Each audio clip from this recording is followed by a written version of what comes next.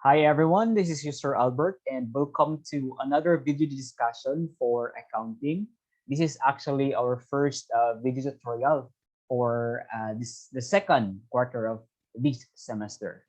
All right, so I told you last week that I really have to prepare this video discussion. It's because we will be introducing or we will be talking, you will be learning a new topic, which will be we will be talking about merchandising business. Now, for the rest of semester, we will be focusing on how to do accounting cycle or accounting process for the merchandising business. Okay, so we have here days 14 and 15 of your module, understanding accounting cycle for merchandising business with the following objectives. Number one, you can describe merchandising business. Now, what is a merchandising business? How is the operation or what is the operation of merchandising business? Number two, you can record transactions of a merchandising business. How are you going to record or how are you going to prepare financial statements of a merchandising business? Or how are you going to complete the accounting cycle for a merchandising business? How is it different with the service business? Okay, those questions will be answered in this video tutorial. Okay, let's proceed. Now, let's talk about or let's try to review. What are the different types of business in terms of operations? So basically, we have three types of businesses. Namely, we have the service business, the merchandising business, and the manufacturing business. So, unsa may kalainan sa tulo. Okay? So first is we have the service business. This is actually you are familiar with a service business, how it really works, how it operates, right? So for service business, you are basically offering your service in exchange of the payment from your clients or from your customers. You are not selling any product. Now, what are those businesses na walay product but you can earn in exchange of the service? Okay, so we have the salon, we have the spa, we also have some professional services like some doctors, a clinic, legal services from our attorneys. Okay, can have tutorial services and a lot more. Okay, laundry services. That's actually our common example in the previous quarter. Okay, so the idea for service business again is you are not selling any product. You have no tangible product that is held for sale. Okay, unlike with the merchandising business, you have the product, the finished product, and asa man gikan ang product that actually comes from a supplier because you are not producing anything, you are not processing anything, you are not processing raw materials to come up with a finished product. Basically, you buy, magpalit ka og product ug imong gibaligya. It's merchandising. Okay? So, two activities lang under merchandising: buying and selling. Of course, as the business, you are a buyer when you purchase or when you buy stocks or when you buy when you have purchases. And when you have customers or when you have clients, of course, you're going to sell your product. And in that way, you're actually the seller. So for merchandising business, you are a buyer and you are a seller. Because the two types of activities under merchandising business are the buying and selling activities. That's actually the major activities or operations in merchandising business. What about manufacturing business? See, manufacturing business, the business or the company is processing raw materials, okay, and turn it into a finished product. Then aya din nila ibaligya sa ilahang mga customers, sa ilang mga retailers, or sa ilahang merchandisers. Okay? So si manufacturing na kay raw materials, i-process nimo, and then ibaligya. Okay? So you are not actually buying anything except for you are going to buy, of course, your finished product, your ingredients, for example, or raw materials, and process them to come up with the finished products. That is actually the operation of manufacturing business. Now, why is it very important that for merchandising business, I have to highlight the buying and selling activities. Primarily because for both activities, there are actually corresponding transactions, accounting transactions. Okay? And it requires your understanding and mastery in terms of which account titles you are going to use in recording the transaction. Okay? Take note that for the merchandising business, no, one major difference, no, as compared to service business is the existence of the merchandise inventory. Okay? Or your product that is held for sale. Okay? So you have here the inventory, the merchandising inventory. Let's say, for example, that you have a sari-sari store. Now, generally, if you have a sari-sari store, you're not actually producing anything.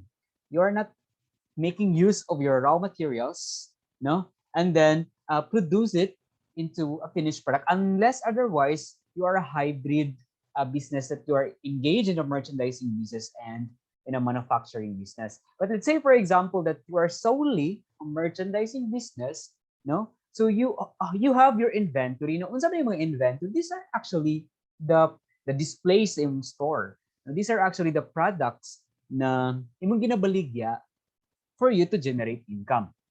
Okay? So, common misconception or common wrong notion about inventory is that when you say inventory, ang ato day manunan is that we have to count, no?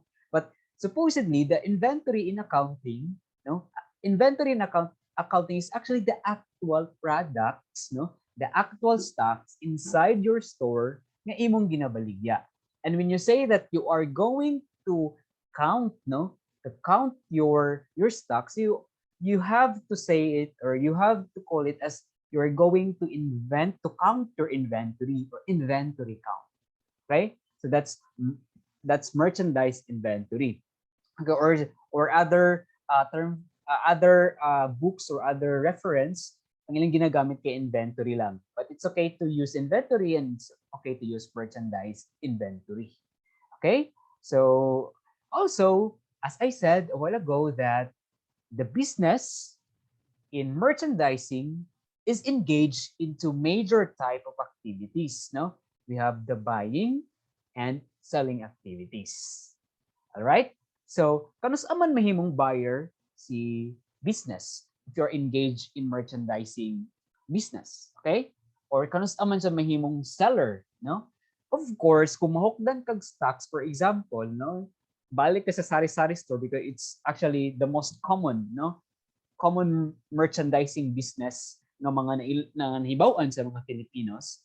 Okay? So, if you have a sari-sari store, and then mangumpra ka, for example, sa Gaisano or sa Ororama, you have your purchase because nakita nimo nga you're out of stocks for some items inside your store. So, you're actually purchasing, you're actually buying inventory. You're buying items nga para isulod nimo sa imong tindahan, ibaligya nimo sa mga customers.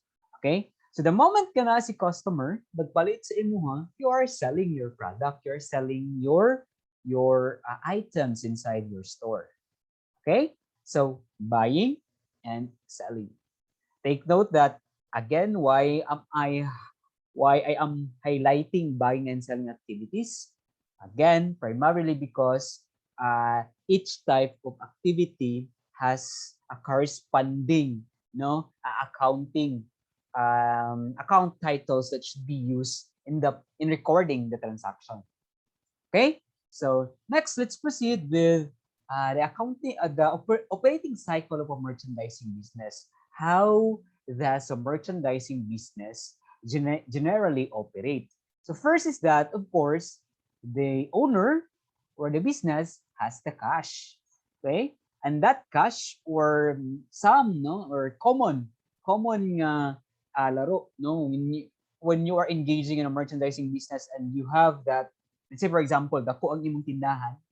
Okay, so you can actually have a credit line coming from your suppliers. Okay, pero let's say, to make it simple, if you have cash, of course, if you have cash here, you're going to buy merchandise. All right? When you have cash, mupalit kag merchandise, and then butang nimo sa imong store or imong i-display and sell it to your customer.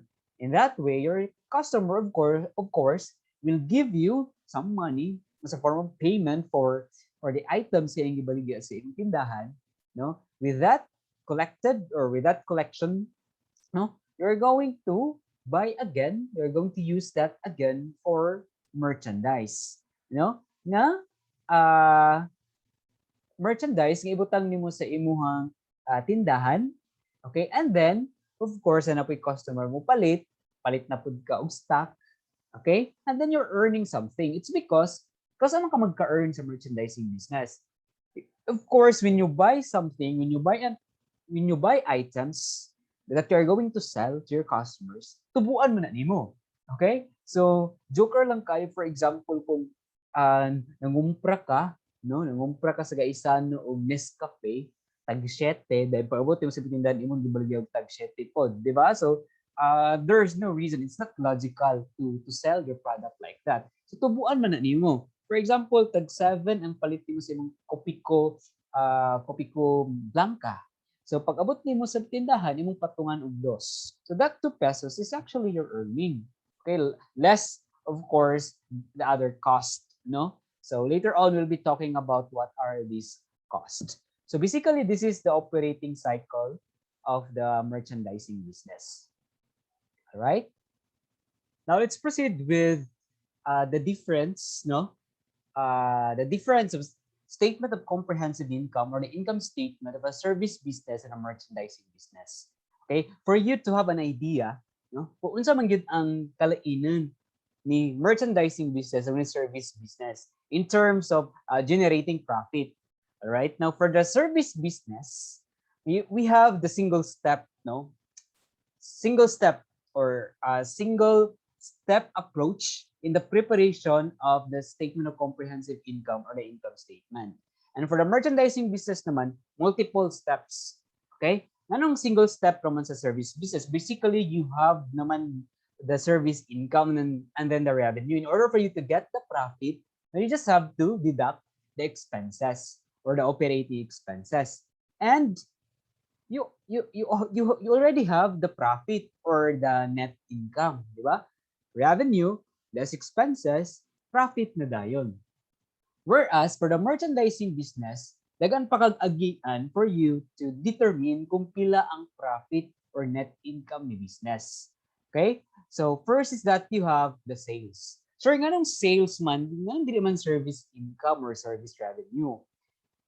Sales, it's because you are a merchandising business and the particular income account that you should be using for the merchandising business is sales. Unlike with the service business, service income or service revenue, because that is intended for the service business naman. Now for the merchandising business and for the manufacturing business, ang gamiton nga income account again is sales. Okay? Now why net sales? Because we have gross sales. Now gross sales contains the sales, the actual sales. Okay? Then we have the less discounts and the less sales returns and allowances. Later on, I will be discussing what are the sales discounts and sales returns and allowances. Okay, when you're going to deduct your sales discounts and sales return and allowances, you come up with your net sales.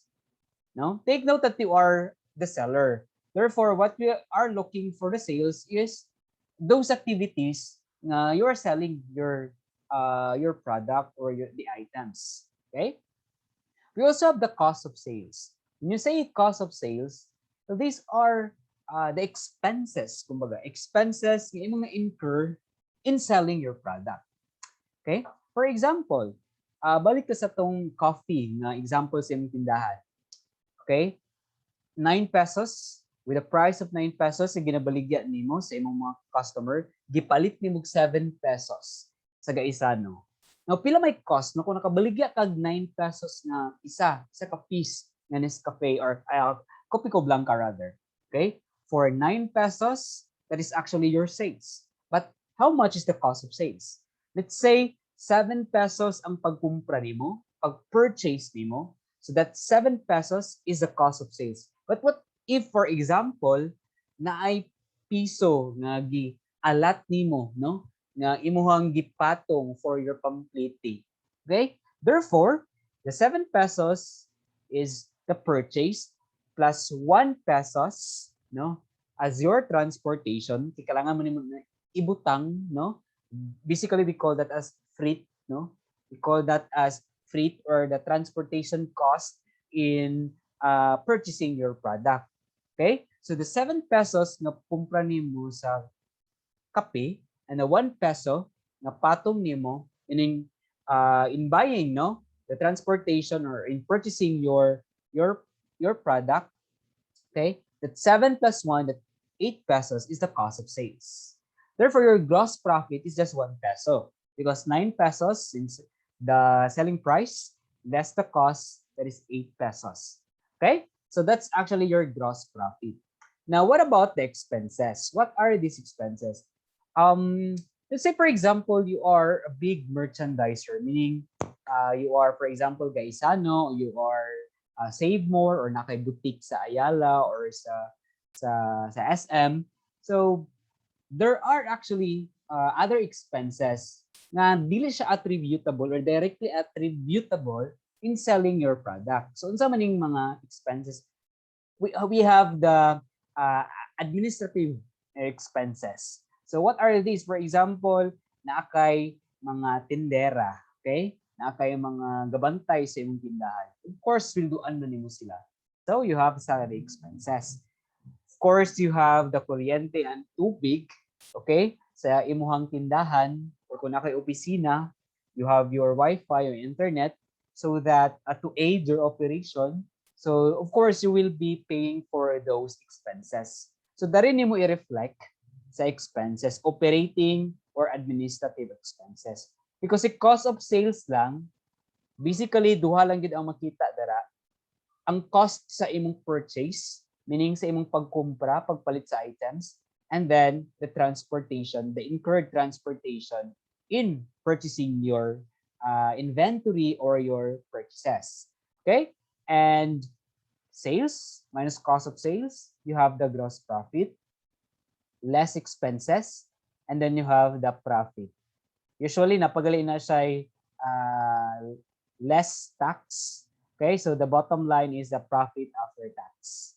Okay, but for the purpose of our discussion, we have these major steps lang. We have the sales, less cost of sales, gross profit, less expenses, and profit.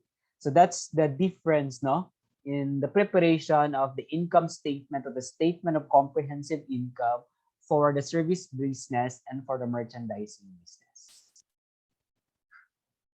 To continue, no, let's learn what are the account titles under merchandising.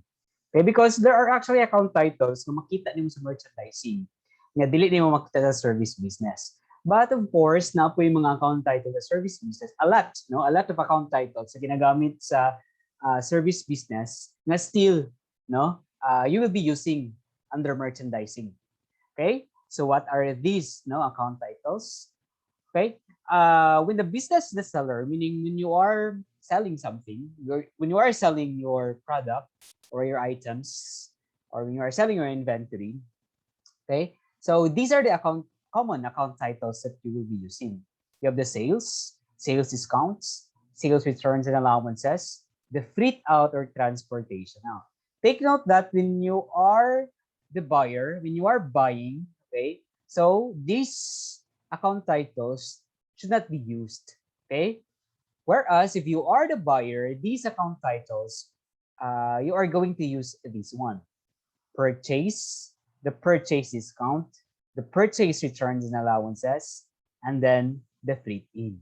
Okay, so let's try to understand each account title. No, I will be discussing one by one these account titles. Okay. So first is we have the merchandising inventory end. Okay, this refers to unsold merchandise at the end of the accounting period. Okay, as determined by the physical count or the inventory taking. Now, it is usually dated at the end of the month. Normal balance is debit. Now, when you say merchandise inventory end, this is actually your ending inventory, meaning the unsold inventory at the end of the accounting period. For example, you have for September, you have the month for the month of September. Na kay tindahan, let's say dako-dako nga tindahan, okay? Nangumpra ka, okay? Of course, sa imong pagpangumpra, let's say for example, for the month of September, ikaduha ka nangumpra. And then, of course, nakagipang baligya adto na kay nangahalin ng mga items or products sa imong store. Now, para mahibaw-an nimo kung pila na bilin sa imong inventory, you have to count. You have to conduct physical count. Okay, you have to conduct physical count or inventory taking. Okay, so in that sense, you are going to determine, no? Para ma-determine mo, the purpose of inventory count is for you to determine kung pila na lang nabilin sa inyong inventory. Because sa pa may pamaagi, yung hibawan nimo kung pila na bilin sa inyong inventory. Unless if for example, you are like Gaisano, SM, Olorama, or other stores nga gagamit og scanner. Okay? That is actually a high-tech, no? A high-tech way of determining your inventory ending. In what way? Because di ba kung mupalit ka for example sa grocery, no? Kada palit ka si cashier iyang i-punch or iyang i-scan and automatically na makita niya sa iyang system or sa computer kung pila to ang price, and then automatically also ma-minus na siya kung pilang inventory on hand nga naa sa record ni business or ni tindahan or ni grocery. For example, no, ay nabilin nga 1,000 ka pieces nga sabon. So for example, Safeguard White, okay? So 60 grams nga Safeguard White based sa inventory on hand or the system ni Gaisano kay 1,000 pa. What if may customer nga nagpalit og pulo ka buok? So automatically pag ma-punch na ni customer, I mean ni cashier, so ma-minus to diretso, no? Automatic ma-minus to diretso sa monitoring or sa system. So mahimo na 990 pieces na lang dayon ang makita sa computer.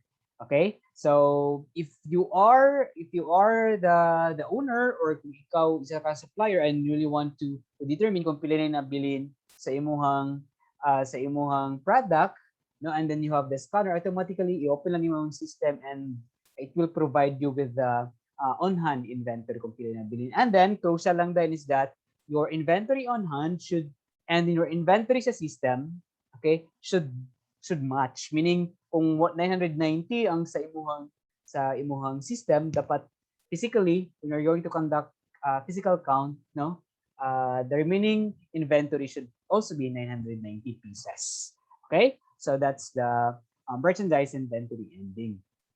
So inventory ending, you are going to count your inventory and you're going to record that one sa imuhang journal entry. You're going to debit merchandise inventory.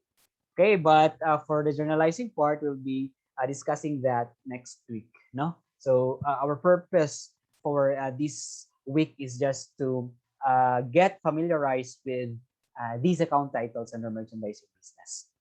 Okay, next we have the sales. No, sales, this is actually credited for merchandise that are sold either in cash or in credit as follows. Take note that sales is the income ni merchandising business, not the service income or not the service revenue, but it is sales revenue or sales income. Pwede po, okay? Or you can have sales lang. Okay? So, panalitan kung nahalinan ka, kung si customer nagbayad og cash, you have to debit cash. And then credit then kaog sales. Okay? And then si customer kay nangutang sa imuha, the utang of customer serves as your accounts receivable that is to be collected, meaning you have to debit accounts receivable and credit sales. Okay? So timaniha, kung nagpalit ng customer, cash, debit, credit, sales. Kung utang niya, accounts receivable, and then credit and kaog sales. Next, we have the sales discount. Now, common good kaayo na sa merchandising for the buyer and seller to have certain discounts, especially if especially for the purpose of prompting early, early payment, or early collection of the accounts.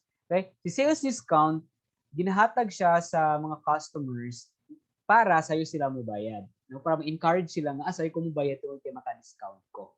Okay? So, normally, dili mahitabo ang sales discount kung walay walay giutang si customer, because again, the purpose is to encourage the clients or the customers to pay his or her account early. Okay? So, for example here, nangutang si customer na si utang, of course, di ba, the moment na nag-utang si customer, you have to debit the accounts receivable and credit sales. What if nagbayad na si customer, okay? The customer paid his or her account, what would be the entry? And with corresponding sales discount. Meaning, for example, na 5%, kung magbayad siya within this period, no, as early as this period, and you're going to give 5% discount. How are you going to prepare journal entry for that? So, firstly, of course, what did you receive? Cash. But the amount of cash here is the net of the sales discount. Meaning to say, for example, ang utang ni customer sa imo kay 1,000 pesos. Alright, 1,000 pesos.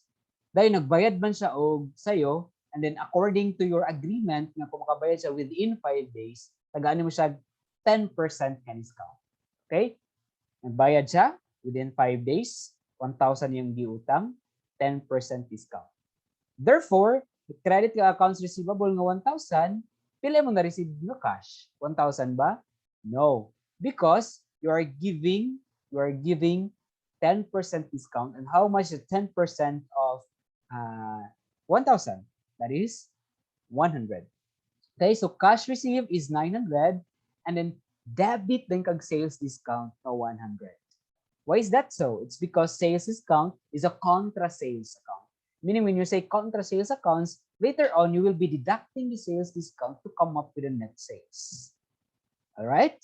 Take note again, when you are going to give, if you are the seller, okay, kung namaligya ka and you have the customer and the customer paid his or her account, and with the availment or the customer availed for that discount, this is the particular transaction that you need to, or this is the particular entry that you need to prepare.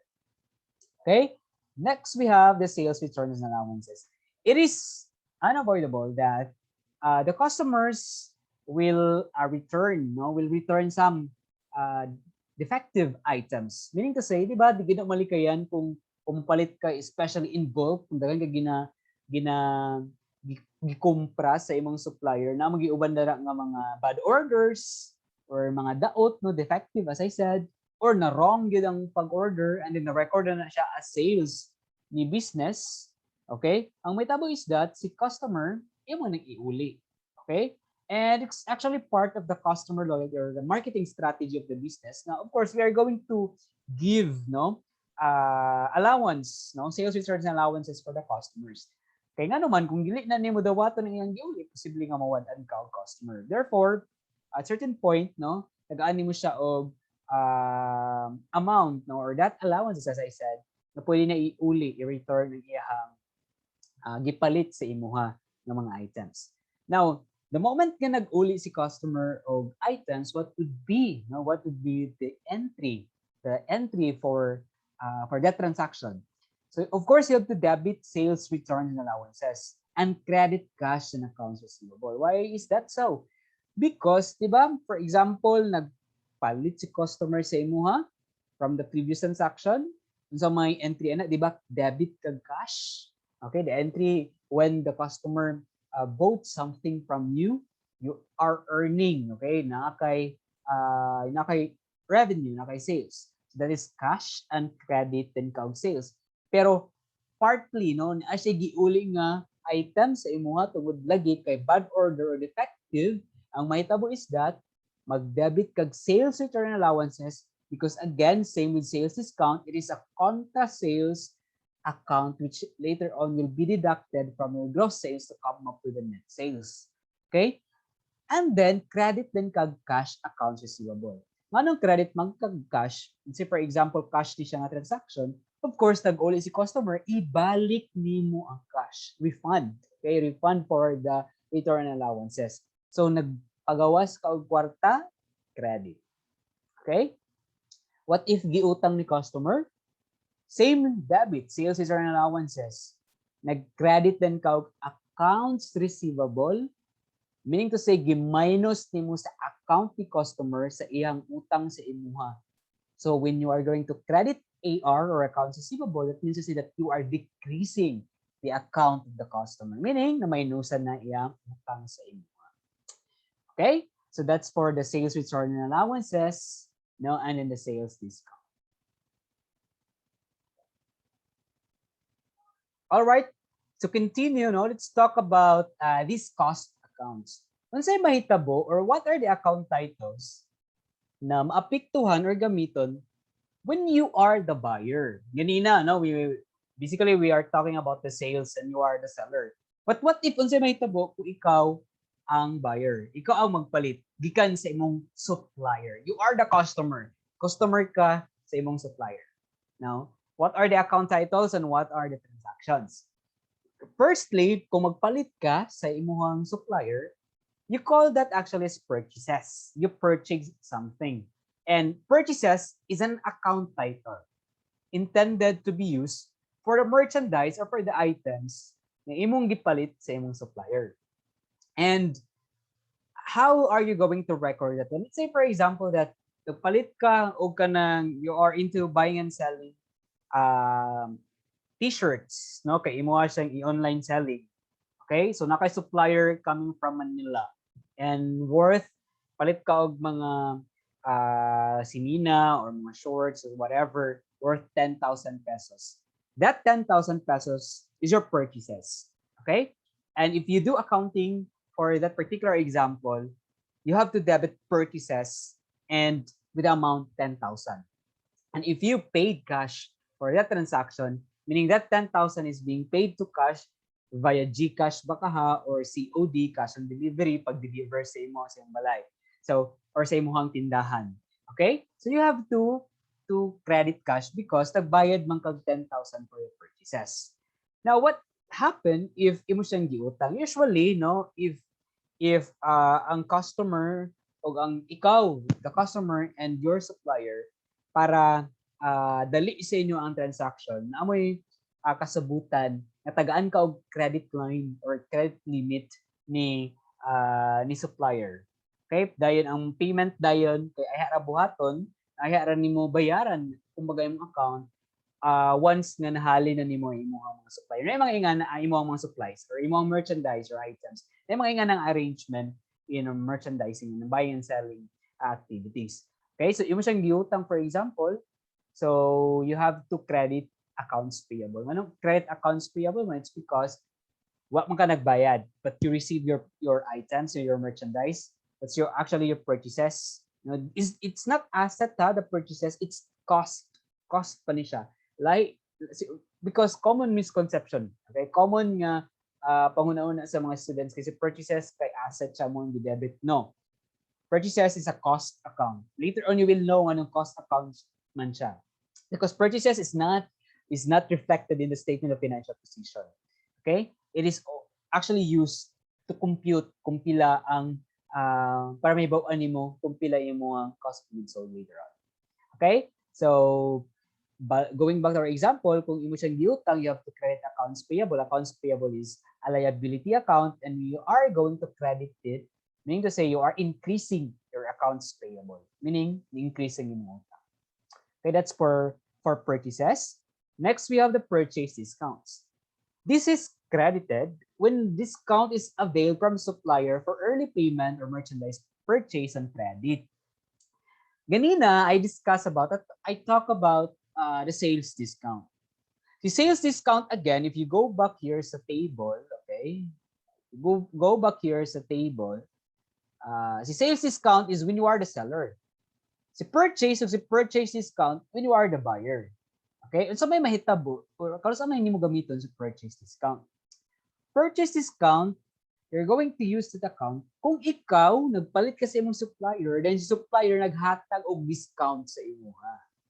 Okay? Si sales discount, di ba? Si sales discount ganina, as I explained, ikaw ang seller, ikaw ang naghatag og discount sa inyong customer. But purchase discount, you are the buyer and naka-avail ka og discount, di ba? Naka-avail ka discount coming from the supplier. Okay? So that's purchase discount because you are the buyer now.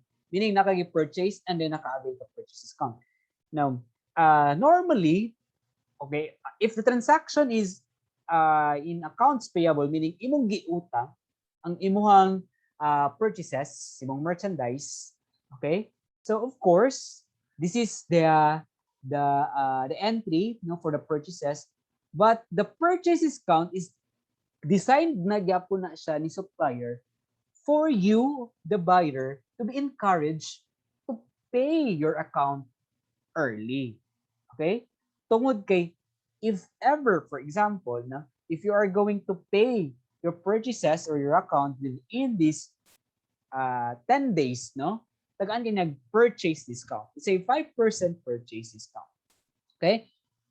Balik sa 10,000 nga imuhang gi-purchase nga merchandise coming from your supplier in Manila. Okay? Gi-deliver sa imuha. Tungod kay dugay naman mo nga dugay naman mo na ay transactions or relationship as or business partner baka in buying and selling your items, tigtagaan ka niya o gipautang ka niya sa mga merchandise or sa mga items. Now, what's going to happen here is that the moment ka magbayad ka sa 10,000, okay? Tungod kay nagbayad ka within 10 days, gitagaan ka 5% ng discount. Ang mahitabo dari is that, of course, nagbayad man ka sa imong utang, accounts payable, pili amount to 10,000 pesos, and then nakabayad man ka, no? Of course, nagbayad kag cash, you have to credit cash, mean tungod kay nagpagawas man kag kwarta in paying your account. Okay? But the amount is 10,000? No. Because kitagaan man kanya purchase discount. Na naka-avail ka purchase discount. Amounting to, pila ganito itong example ganina. That is, for example, you have your 5% purchase discount. What is the 5% of 10,000 man? You have 500. Meaning, umahitabo dari, credit with 500 your purchase discount and then 9,500 din nga cash kay mo. Ora man imong gibayara 9,500 kay ang 500 na purchase discount man. Take note, you're the seller, ah. Ikaw ang I mean you're the buyer, ikaw ang nagpalit. Okay? Meaning you avail the purchase discount amounting to 5%, which is 500 pesos for the 10,000 pesos. Okay? So going back, purchase discount is credited when you're going to avail, when you're going to pay the accounts as stated in your agreement to avail the 5% discount.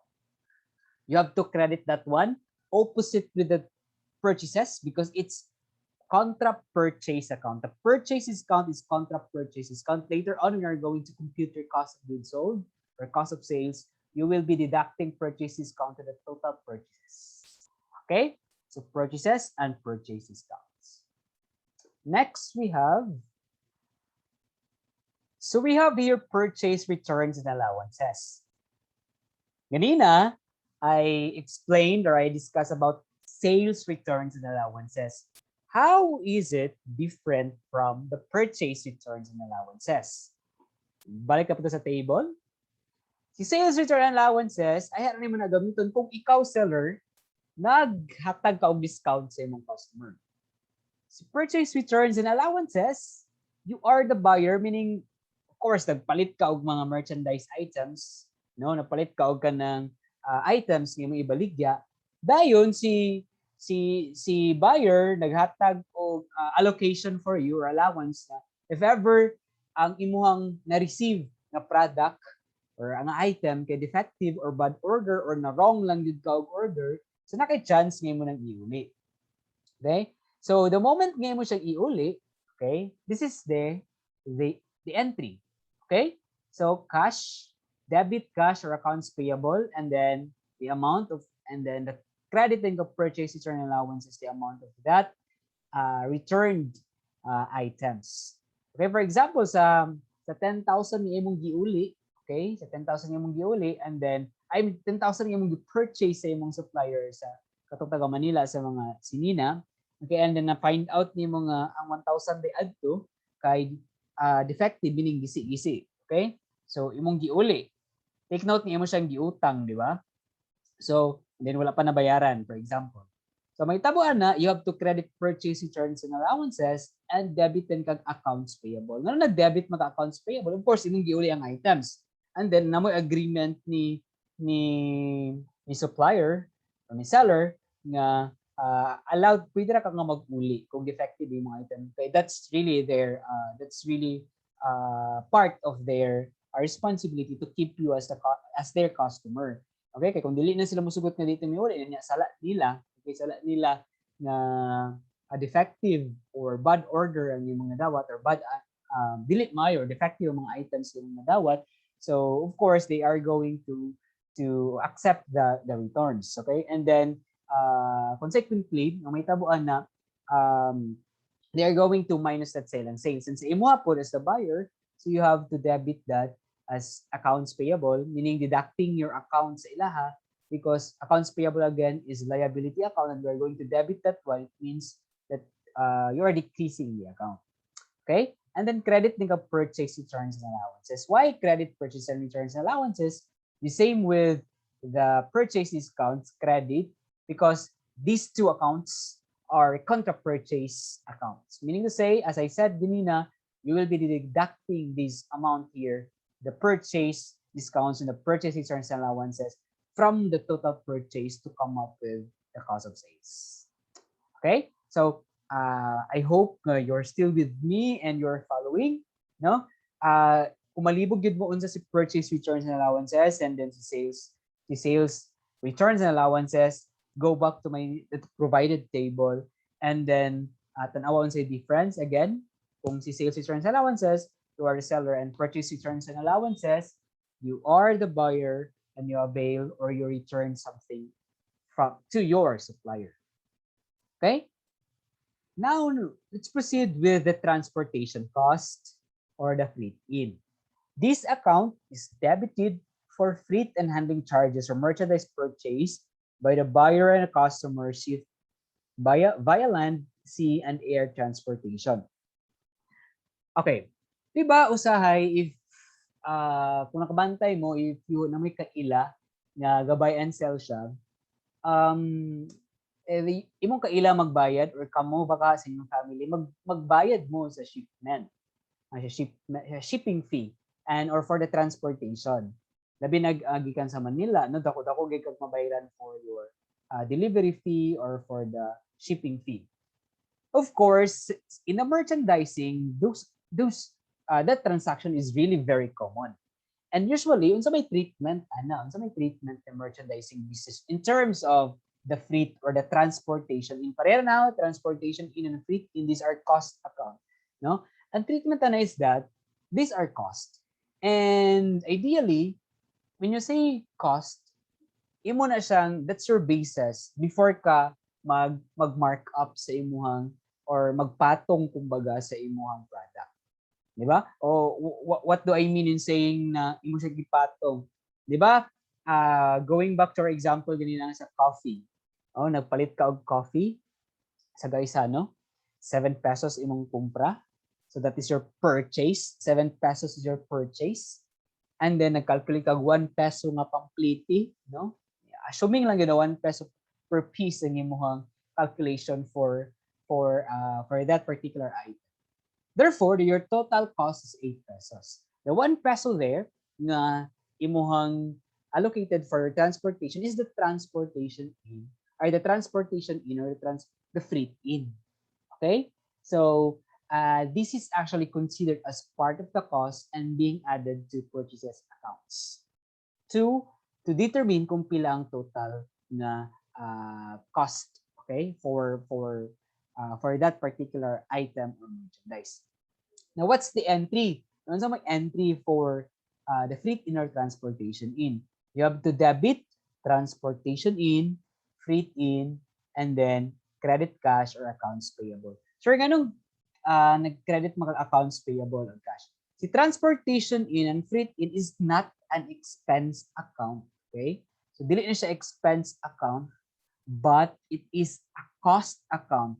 Again, unsa may difference ni cost or ni expense account? Si cost account, pwede na niyo mo siya your basis, no, in making or doing a markup sa imuhang product. Whereas si expenses, dili na nimo na mabawi. Meaning to say, si cost, pwede pa nimo mabawi, ipatong nimo sa imong presyo. Pero si expenses, as is na siya. Okay? What are the example of expenses? As I mentioned, salary expense sa imong admin, sa mga opisina nimo, sa imong mga trabahante, na kuryente, tubig, di na nimo pwede mapatong sa imong mga product because those expenses are not directly attributable sa product. Commonly, it's actually the purchases and then the transportation. So, of course, kung bayaran nimo, no, na shipping fee or delivery fee, magbayad manggid ka na, and you have to credit cash for that. Okay? And then, kung saan ka magamit yung accounts payable, credit sa transportation. If ang imong account, okay, if ang imong account kay or imong pag-purchase kay in account on account meaning imong giutang, and then ay mga arrangement or agreement nga si supplier nimo, no, kung asa ka nagpalit sa imong mga product, kay siya ang mag-shoulder sa imong shipping fee or delivery fee. So yan na siyang gipatong sa imong total account. Okay, ang may tabo mo increase ang imong accounts payable. Meaning utangan ka sa imong supplier. Tungod kay siya may nag-shoulder sa transportation. Pero kung dili siya mag-shoulder, ikaw magbayad, so wala problema, you just have to credit cash. Tungod kay nagpagawas man ka og cash. All right, so that's for transportation in or for free. And last account title that you will be learning in this video tutorial is the transportation out. Diba? Daga na kay terms, no? Na sales discount, purchase discount, sales returns and allowances, na si purchase returns and allowances, dapat yung transportation or freight in, dapat yung transportation out, freight out, no?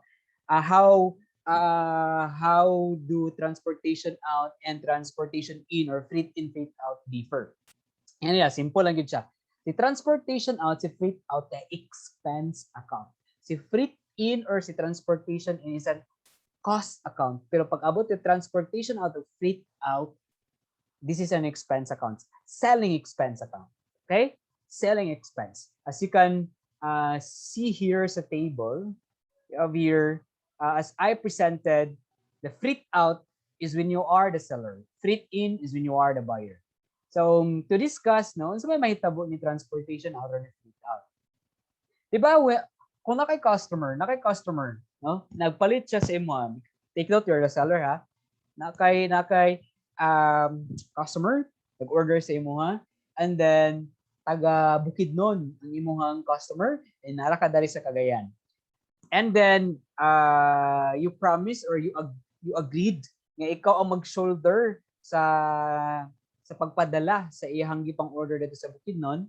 So, in that sense, nagasto ka sa iyang mga order, sa paghatod sa iyang mga order. Okay? So, you have to debit transportation out or freight out because that is, as I said, an expense account.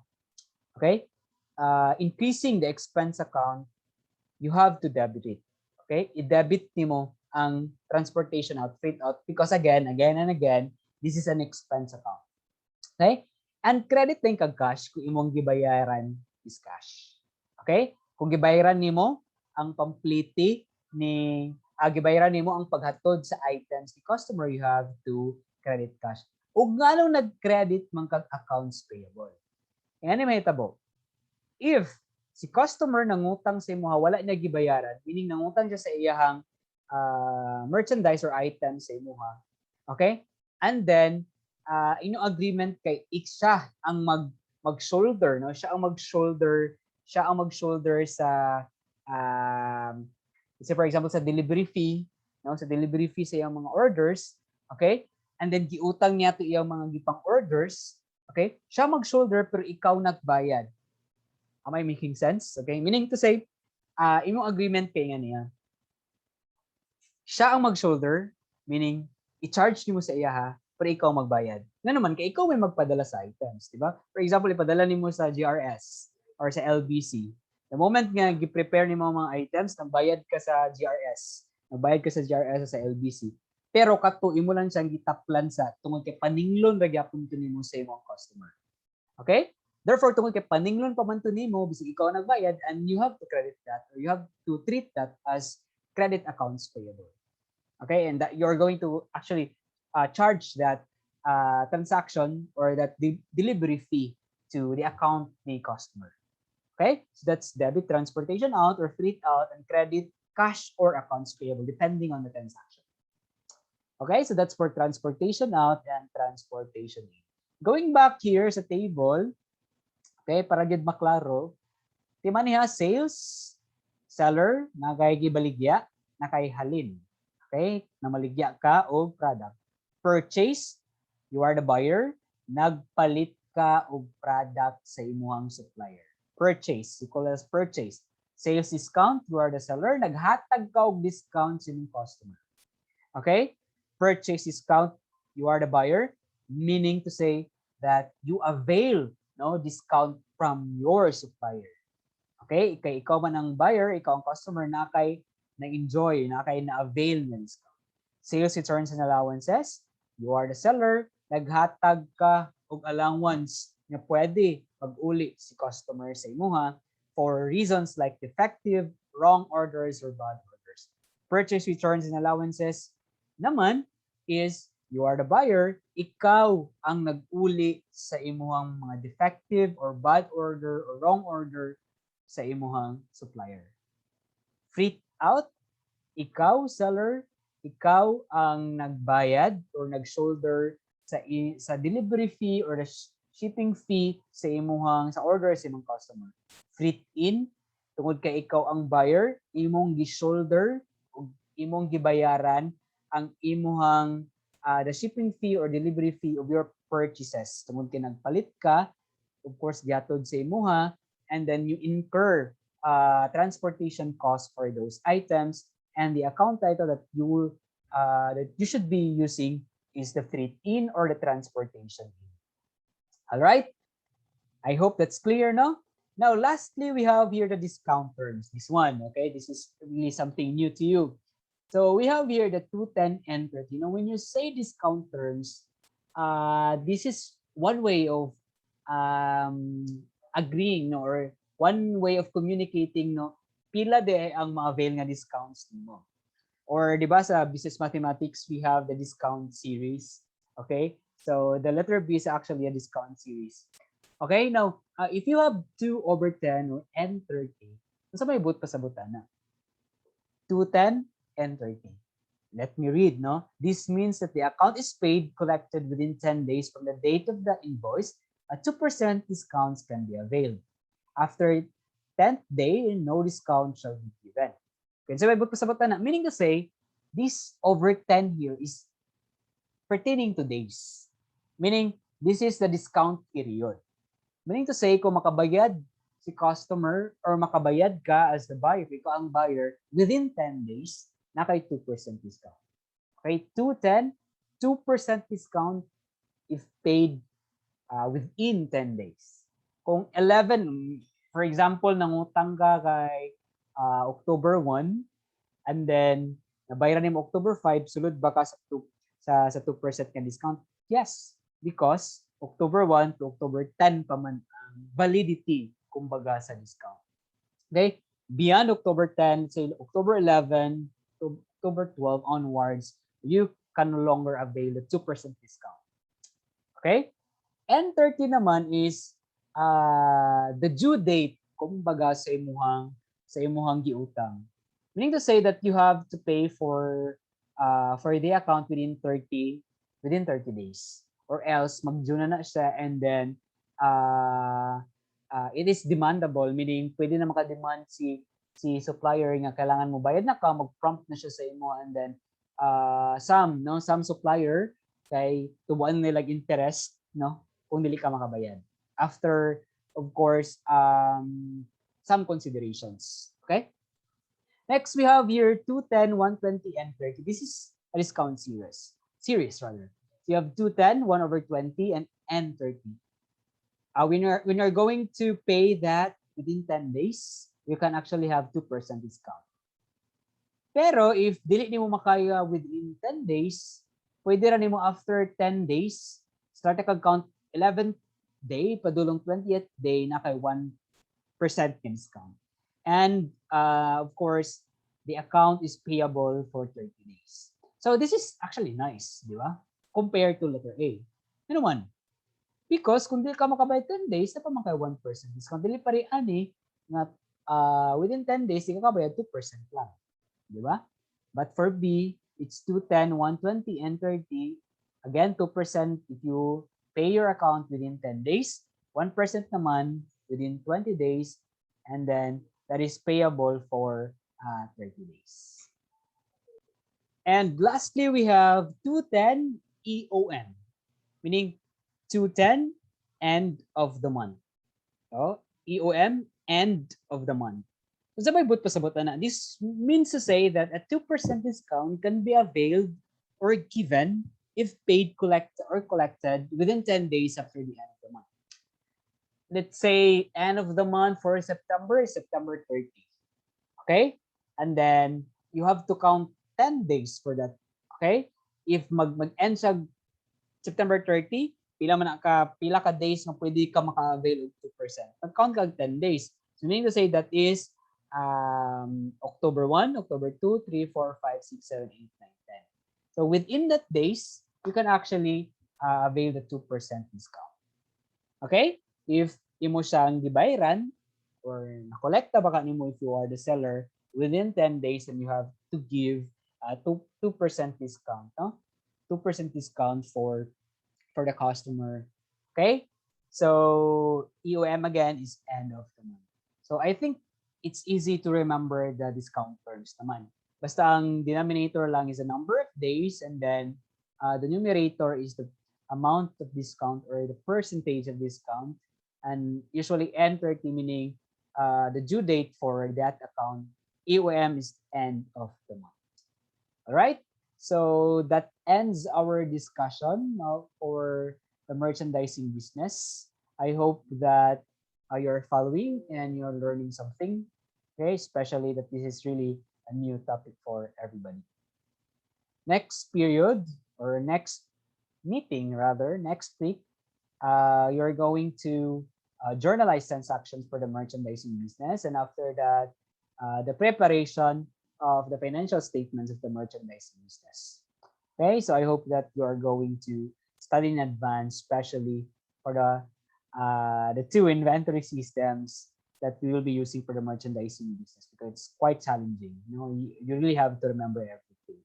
So I am really encouraging everybody to familiarize and master which account titles that you're going to use for every transaction for the merchandising business. It's the most crucial part. If you don't know how to determine which account title that you should use in that particular transaction, then maglibog ka. You will lost along the way. No? You will lost along the way, especially in the preparation of the financial statements. Okay, so I hope that, again, you've gained something out from this video tutorial. God bless and goodbye, everyone.